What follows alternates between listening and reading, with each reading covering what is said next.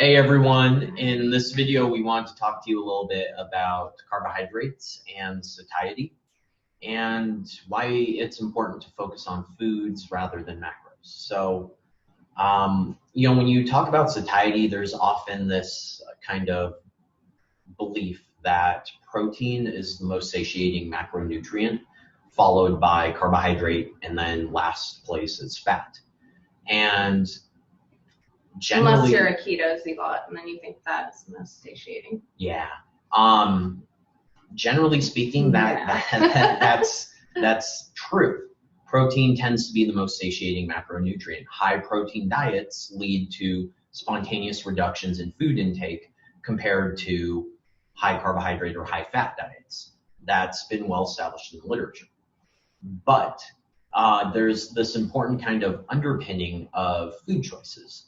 And you can see that by virtue of studies showing that, for example, eating meals of beans, which are they're moderate in protein and then high in carbs and fiber.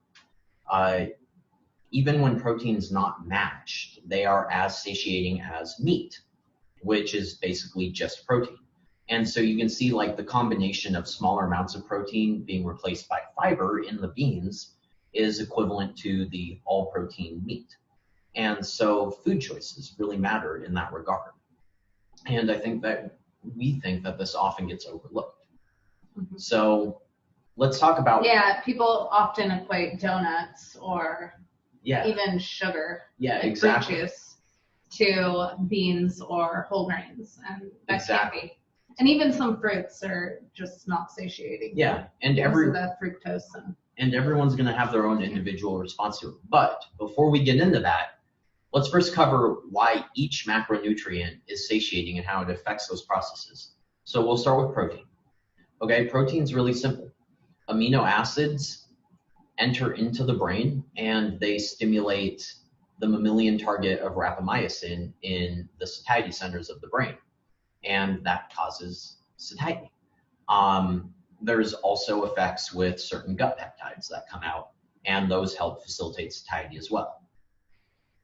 Carbohydrates have similar mechanisms of action, right? Yeah. What are the main things carbohydrates do? Serotonin production, aid in that, and insulin signaling. Yeah. So serotonin production is pretty straightforward. Insulin response to the carbohydrates preferentially clears branched-chain amino acids out of the blood into muscle tissue. And what this does is those branched-chain amino acids compete with other large neutral amino acids like tryptophan for entry into the brain. So when you eat protein, you're getting a bunch of those that all compete. When you eat carbohydrate, those branched-chain amino acids are preferentially going into muscle, freeing up competition at the brain level so tryptophan can enter and be used for the synthesis of serotonin. Which aids in satiety. Yep, which aids in satiety. And sleeping, which also impacts satiety. Yeah, and this is one reason why 5-HTP supplementation helps reduce cravings, especially for carbohydrate-rich foods, because 5-HTP is the precursor to serotonin. And then the other mechanism is insulin. A lot of people think insulin is like bad. Insulin resistance, like makes you hungry, that type of thing. Yeah, I do want to clarify there. It's really the excess. So I think that's where people get it mixed up, is they don't understand that it's excess of anything that causes issues. Yeah. Right? I think that there's a vast... But a deficiency in certain hormones is going to cause just as many issues as an excess. Yeah, well, here's an example of that. So I think we have a lot of literature showing that hyperinsulinemia, which is just chronically elevated insulin levels, hurts the body. Yes. At the same time, we have data showing that insulin is necessary, or I shouldn't say necessary, but insulin facilitates the production of endogenous antioxidants like glutathione. Yep. And so having too little insulin could hurt your antioxidant defense systems. And make you look old. Yeah. And so it's all about achieving that balance. You don't want to be chronically hyperinsulinemic, but you also want to have the appropriate insulin spikes that we had throughout evolutionary history, because our bodies are designed to work in that cycle of feeding with insulin and then fasting without it. And so insulin is, one of its actions is to stimulate satiety in the brain. Now that's not going to work if you're, if you have insulin resistance of the brain, which is, for example, one of the features of neurodegenerative diseases like Alzheimer's and dementia. Yeah. But I mean, for an otherwise healthy individual, carbohydrates are satiating in that regard. And that's or even, I would say even someone that thinks that they're unhealthy because they're overweight, like it could be beneficial too. Like I have a lot of clients that are overweight that will use low carb because they find it more satiating in the beginning. Yeah. And then they binge. Yeah. And that's because they're not getting that satiety signal. So for those people that prefer the low carbohydrate diet, I do think some cyclical eating is necessary to maximize satiety on both ends from both diets. Yeah, I'd agree with that. And I mean, fundamentally too, it just comes back to not being dogmatic about any of this and just figuring out what you in particular require. Because these mechanisms exist in all of us, but the degree to which they're working is going to be different between people just based on their genetics and, how their body is adapted to their past diets and things of that nature. Food preferences. Yeah, food preferences and their health status.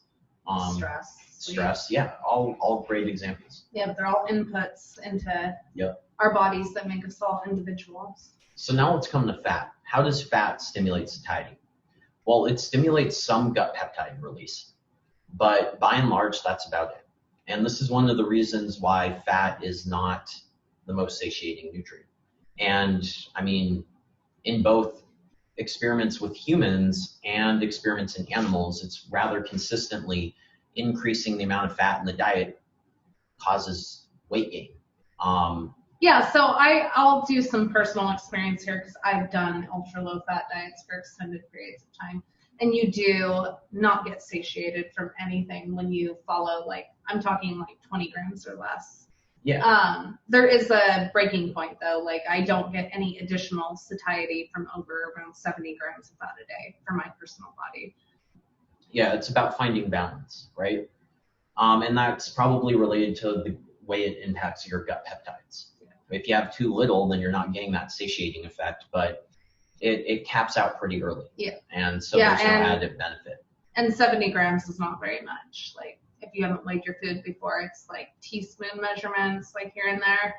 And then what comes with your natural foods, it's not tablespoons on my salads. Yeah, right. So yeah, all that said, let's swap over now to food. Why do foods matter? This is going to be kind of short and to the point because I think we can all use a little common sense here.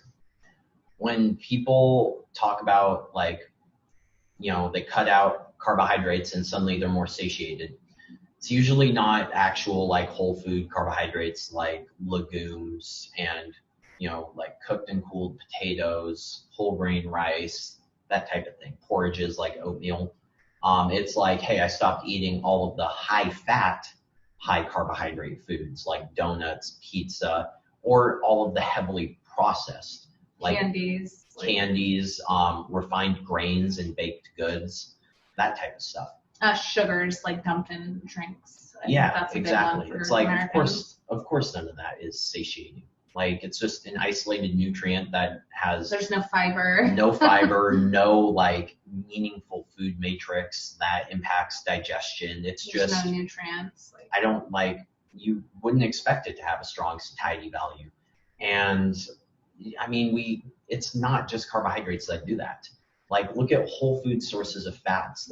You have whole eggs or fatty cuts of meat or nuts, avocado, things of that nature. Like those sources of fat are very satiating, and part of it's just because of the food matrix they're contained in, the amount of chewing you need to do. They come with proteins rather than carbohydrates, which help maximize that satiety value. And then look at other sources of fats, like basically every added fat or oil. There's people on keto diets that we've seen doing videos of them eating like an entire stick of butter. That's 900 calories bulletproof coffee of disgusting. That's not satiating. That's gross. The fact that you're able to consume that 1,000 calories and be like, good to go. That's not a good sign. That means that that was obviously not satiating. And then protein. Protein, we have data showing that like preloading protein shakes before eating a meal helps reduce food intake at that meal. But generally speaking, like protein powders are a great example of a source of protein that's not going to give you the most satiety relative to its whole food counterpart, like a steak. Yeah, when I'm dieting, I don't use protein powders at all, really. Yeah. So, I mean, use a little common sense when you're discussing these topics. Again, generally speaking, the hierarchy of satiety is protein, carbs with fiber, and then fats. Yep. But focus on whole foods and you'll probably end up good somewhere. Anyway, if you enjoyed the content of this video, then awesome. That's what we're trying to do. And if you know someone you think this information would benefit, then please send it their way. Thanks. Bye.